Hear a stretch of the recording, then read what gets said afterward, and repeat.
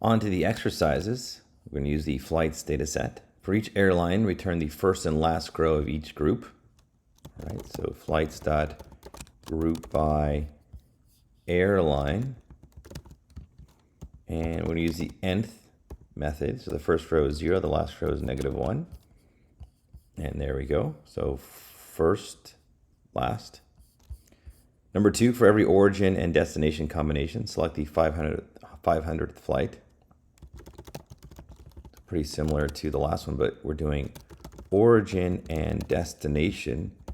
And so really it's 499, to be technical, is the 500th flight. So notice not too many even have a 500th flight.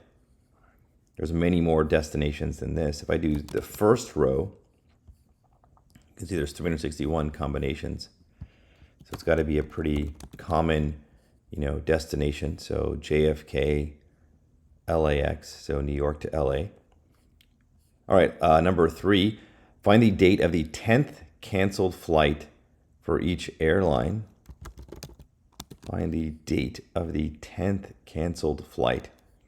So what we could do is issue a query. We only want canceled flights. Now, from this data frame, so we filtered it for canceled. Then we can group by airline.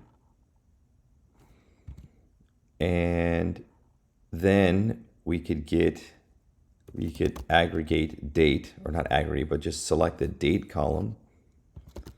And then we could get the 10th flight. So that would be really iLoc of 9. So this is the date of the 10th canceled flight for this airline. This is the date of the 10th canceled flight for American Airlines. All right, number 4, find the average carrier delay for each origin and destination combination with more than 300 flights. All right, so there's a couple of ways we could do this. We could filter out those. I'll show it 2 ways. So we'll say origin, destination. And we could do the filter method. I'm just going to do a anonymous function. So we want, they have to have more than 300 flights. Okay. Then from here, and let's go ahead and go to the next one. We can actually group by again. Now we want the average carrier delay for these. So it's kind of weird to see a double group by, but so we filter the data frame just for these combinations. And then we want the average carrier delay over here, like that. So these are all the ones that have at least 300. Now, another way of doing this is, all right, we're grouping by origin and destination. And we will aggregate, actually we're going to aggregate carrier delay. And we'll aggregate it with the mean and the size over here. So this is all of them. But now we're looking for, we want the size to be at least 300.